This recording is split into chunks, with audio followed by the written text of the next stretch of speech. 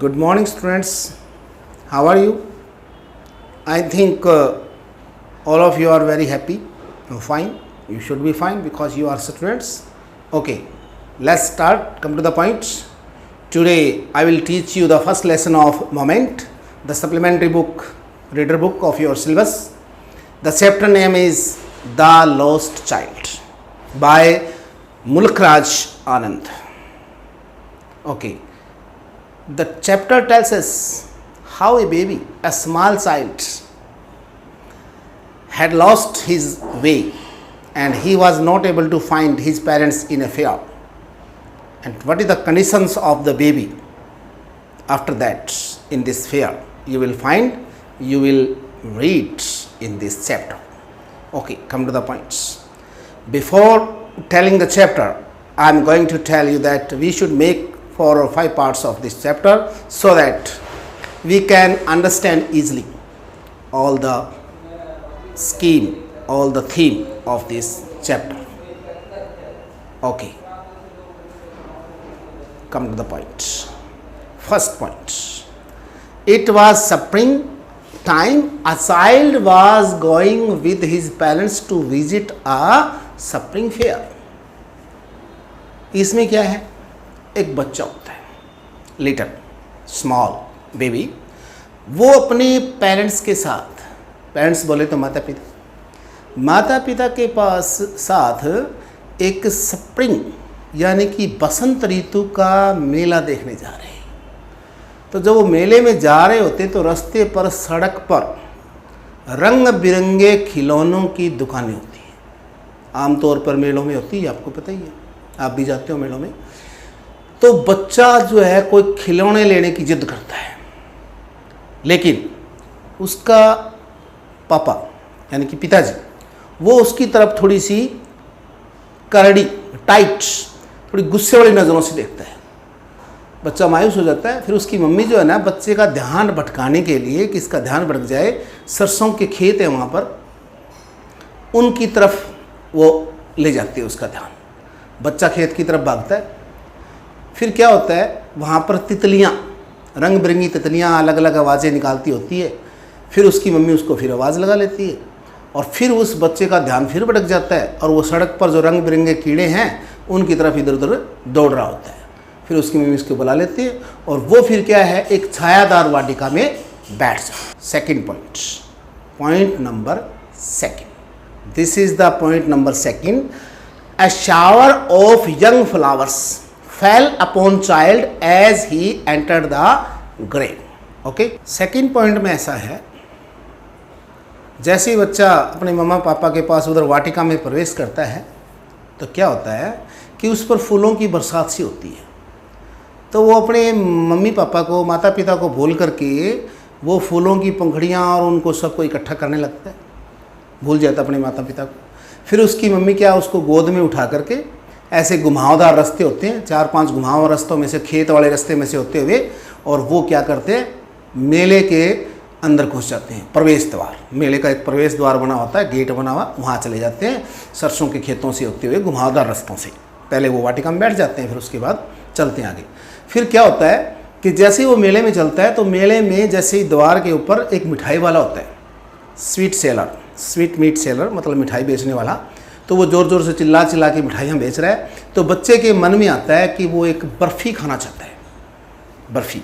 लेकिन उसने मन ही मन में बोला कि मुझे बर्फ़ी चाहिए, लेकिन ज़ोर से नहीं बोला, लेकिन उसको पता था कि बर्फ़ी मतलब क्या है कि नहीं मिलेगी उसको, इसकी याचना व्यर्थ जाएगी। और फिर आगे उसने एक और वस्तु मांगने की कोशिश की, मतलब जो उसने वो चीज़ मांगी वो फूल बेचने वाले की तरफ आकर्षित होता है, फूल। लेकिन वो उसकी भी वो डिमांड नहीं करता। क्यों? क्योंकि उसे पता है कि उसे ये सब चीज़ें नहीं मिलेगी, व्यर्थ है। नंबर पॉइंट थर्ड, इसमें क्या है, a man was selling little further, a man was selling colourfully balloons. तो मिठाई वाले से जैसे आगे जाता है तो मिठाई की उसके मन में रह ही जाती है, आगे गुब्बारे बेचने वाला गुब्बारे बेच रहे हैं रंग बिरंगे। तरह तरह के गुब्बारे। तो वो बच्चा बेचारे सभी गुब्बारे लेंगे उसकी इच्छा होती है, लेकिन क्या है, उसे कोई गुब्बारा नहीं मिलता। फिर थोड़ी दूर आगे जाता है तो एक सपेरा बीन बजा रहा होता है, सांप का खेल दिखा रहा है। तो उस बच्चे ने थोड़ी जिद की कि सांप का खेल देखेगा, वो सपेरा बीन बजा रहा है, सांप देखेगा। लेकिन उसकी मम्मी जो है उसे यह कहकर टाल देती है कि इसकी आवाज़ अच्छी नहीं है, ये मतलब डरावनी चीज़ है, ये कानों को तिखी लगती है आवाज़ें, तो उसको उसका भी मतलब मिला नहीं।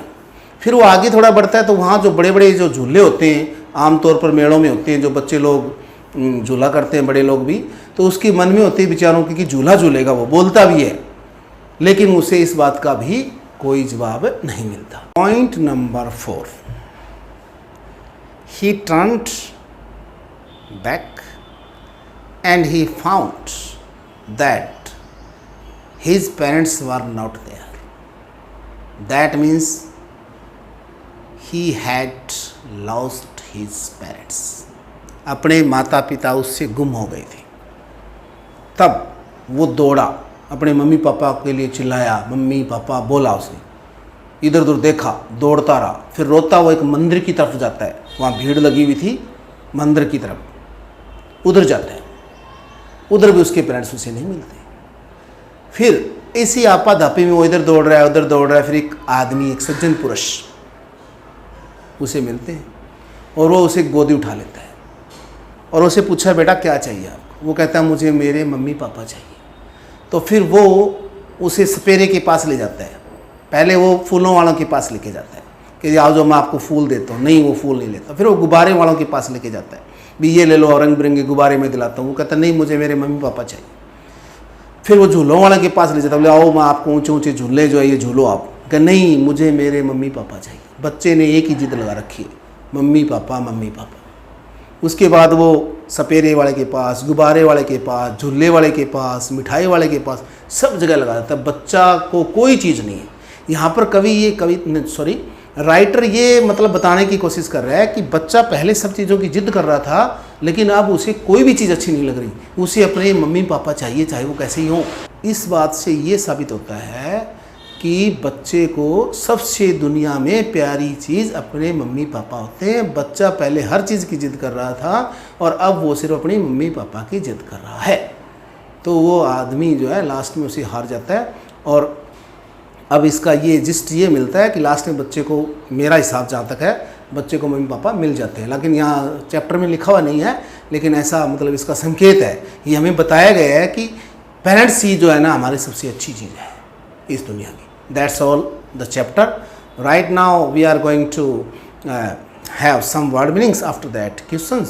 After that you will find your chapter will be finished. Number 1, Alice, जिसका मतलब होता है संकरी गलियाँ, भीड़ी भाड़ी गलियाँ। नंबर 2, अमर्ज, झटके से निकलना बाहर। नंबर 3, लैग, जिसका मतलब पीछे रह जाना, पिछड़ जाना। नंबर 4, टेंडर का मतलब होता है कोमल, मुलायम। नंबर 5, कैपर्स, जिसका मतलब होता है कूद फांद। नंबर 6, थ्रोंग्स का मतलब होता है लोगों का झुंड। नंबर 7, प्ली, प्रार्थना या प्रार्थना करना, वर्ब भी होता है, नॉन भी होता है। नंबर 8, रिपलिंग का मतलब होता है कल की ध्वनि आती है ना, कल वो। नंबर 9, स्टेयर, किसी की तरफ घूर कर देख। Number 10, last word meaning, snake charmer, जिसका मतलब होता है सपेरा। These were the important word meanings. Right now we are going to read or understand questions, important questions. First questions. What are the things the child sees on the way while he was going, and why does he lag behind? तो इसका answer ये बनता है कि बच्चा सबसे पहले खिलौने देखता है, उसके बाद सरसों को खेत में ये जो फूल पंखड़ियाँ हैं वो देखता है, तितलियाँ देखता है, और वो कीड़े मकोड़े जो रोड पे होते हैं उनको वो पकड़ने के लिए भागता दौड़ता है। इसलिए वो कभी फूलों को इकट्ठा करता है, कभी तितलियाँ पकड़ता है, उससे उसका वो पीछे रह जाता है अपने मम्मी पापा से। Question number 2, In the fair, the child wants many things. What are they? And why does he move without any answer? तो सबसे पहले क्या होता है, वो खिलौने होता है, खिलौने चाहता है, वो नहीं मिलते। फिर उसे वो बर्फ़ी खाने को चाहता है, वो फिर वो बर्फ़ी नहीं मिलती। चीज़ तो दो ही चाहता है वो, वैसे एक्टिविटी तो कई चाहता है, जैसे वो झूले पे झूलना चाहता है, स्पेरे का खेल देखना चाहता है, लेकिन चीज़ें दो ही है आई है चैप्टर में।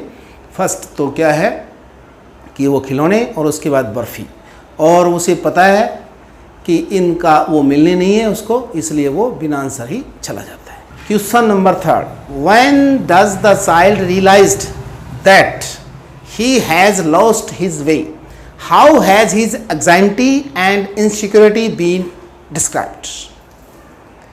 जब बच्चा पीछे मुड़ के देखता है, बच्चा एक झूला झूलने वाला होता है, राउंड वाला झूला, वो मतलब देख रहा होता है, तो वो अपने मम्मी पापा को आवाज़ ला के पीछे मुड़ के देखता है, तो उसके मम्मी पापा उसे नहीं होते, उस समय वो झूला देख रहा होता है, ये तो समय होता है।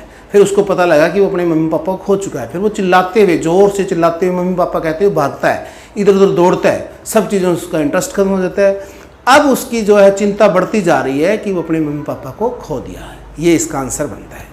Question number 4, why does the lost child loose interest in the things firstly he wanted them. जो पहले वो चीज़ें चाहता था उसमें उनका क्यों, जब बच्चा गुम हो जाता है तब उसे इस बात का डर लगने लगता है कि उसके मम्मी पापा कहाँ गए, कैसे हैं, कहाँ हैं, वो डरने लगता है। तो उसका ध्यान जो है उन चीज़ों से हट जाता है, क्योंकि जब बच्चे कोई पेरेंट्स जो उनकी संभालने वाले ही नहीं होते, तो फिर हर चीज़ में कोई मन नहीं लगता, तो उसका वो जो चीज़ें चाहता था उसमें से वो नहीं उसका मिलता। ठीक है, और ये क्वेश्चन नंबर 5 है। इसके मीनिंग ये है कि आपके ख्याल में बताइए कि वो जो क्या हुआ बच्चे का लास्ट में। तो इसका आंसर ये है कि वो मेरे ख्याल से जहाँ तक है, वो आदमी को बच्चा मिल जाता है, वो बच्चा थोड़ा सा, वो आदमी जो है वो सज्जन पुरुष लग रहा है, क्योंकि पहले उसको सज्जन पुरुष कैसे लग रहा है, क्योंकि पहले उसको वो चीज़ें, खिलौने, वो गुब्बारा सब कुछ देने की वो करता है, जाहिर करता है इच्छा। तो मुझे ऐसा लगता है कि वो जब ये चीज़ें दिला सकता है तो वो उसके मम्मी पापा को ज़रूर ढूंढेगा और ढूंढ के वो उसको सौंप देगा। These were the questions. Okay, your chapter has finished. Okay, have a nice day, God bless you. Okay, bye bye.